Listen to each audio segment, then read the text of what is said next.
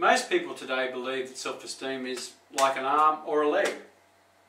It's fixed, it's part of us. But the truth is, it was created, it was engineered.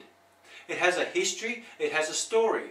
And I'd like to tell that story, the story of self-esteem. I'd like to introduce you to the characters, I'd like to introduce you to the place, I'd like to let you know where this story started and how it's came into being.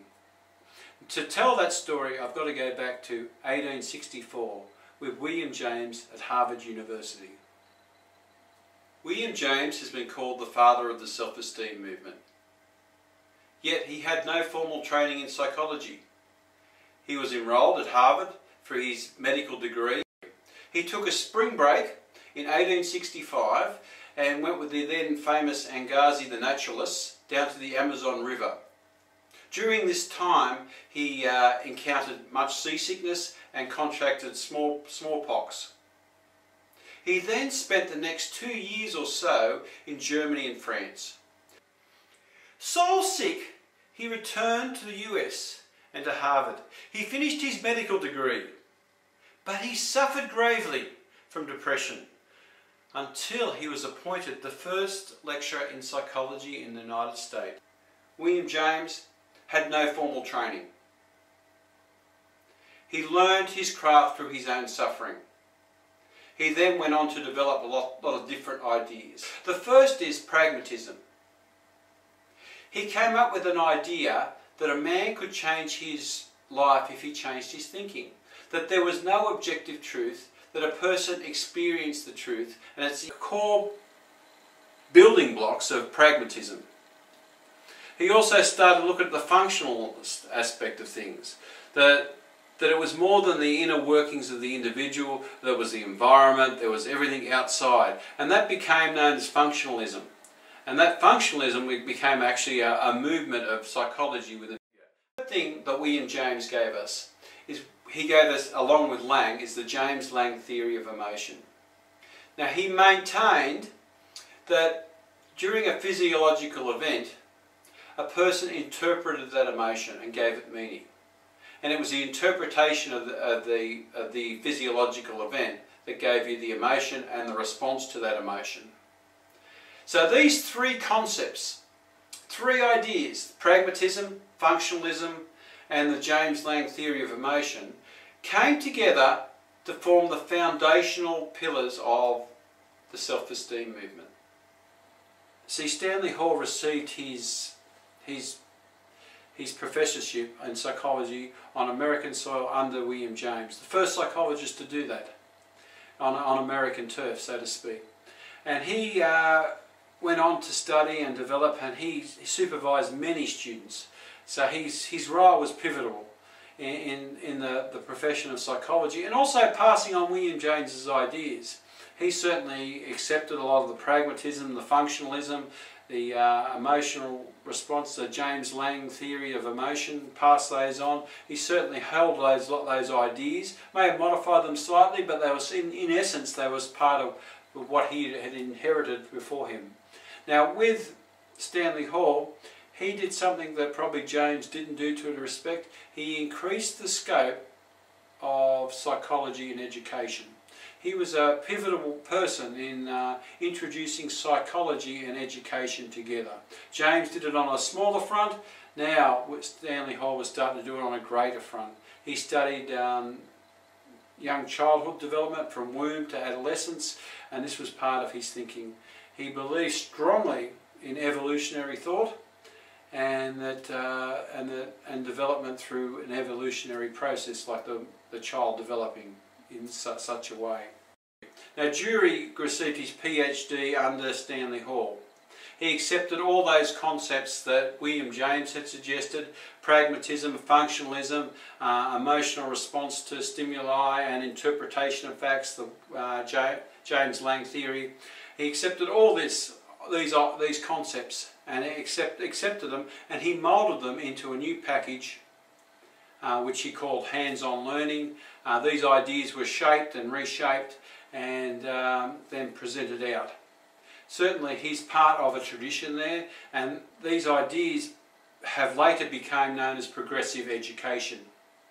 Now Dury is one of the key educationalists of his time, and his influence spread through North America, and eventually these ideas spread much wider and further apart internationally. Now these ideas that started off with William James are moving through. Now Watson picks up the ball, so to speak, as the ball's passed along the chain. Now Watson develops a whole range of ideas. He's concerned with the actions. It's all about actions, not inner thoughts. It's all about the external environment and responses and stimuli and all that sort of stuff. It's about social conditioning. So his thinking is if we can socially condition someone to behave in a certain way, in a certain form. Now, he believed that man is just a machine and nothing more. He has no soul, he has no spirit, he just responds to stimuli. He is a straight machine. So this is where we get the ideas from. This is the starting point. This is also a fundamental of modern psychology. That as we're moving through, we're developing and gaining pace. The ideas that started with James is coming through gradually. Now this is not to say that James agreed with everything, but some of his ideas and concepts are starting to develop through. Next time you call a kid a bird brain, you may be half right. See, our children and birds have a lot in common. How we educate our children comes from the humble pigeon.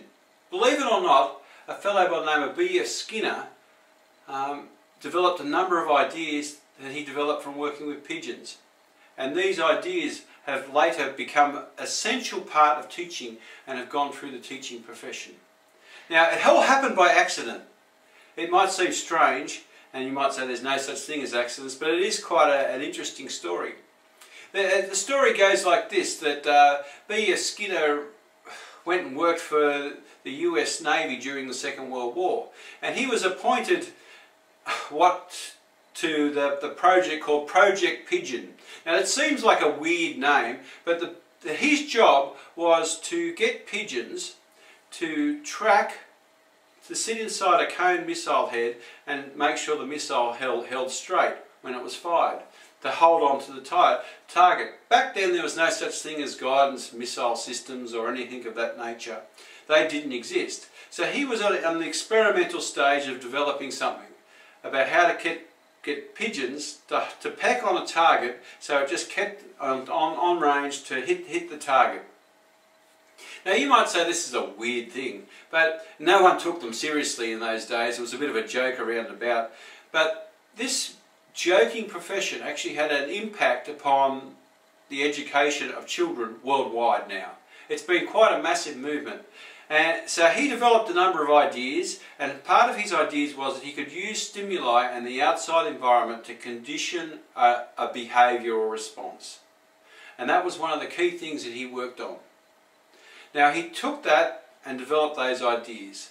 Then another time down the track, in a completely random situation, he was shocked to discover when he went to his young daughter's educational night, it was a maths night, how the teacher at the time was doing everything against his understanding of behavioural response. And he got quite annoyed at how this teacher was responding and felt that he had to provide something to educate his children. So what he did, he developed a very clear plan. He developed A, you state what you want them to learn. 2, you break it down into manageable small parts. 3, you reinforce that part when they learn it. So when they're learning that, you reinforce it, and you reinforce it, and you reinforce it. Which all sounds pretty good. He also says to keep negatives out the way. Don't put any negative stimuli there. Don't talk about being wrong or anything of that nature. Just remove the negatives and only respond when it's right. Which is an interesting way of looking at things. Now he produced that, and that idea is caught on like wildfire.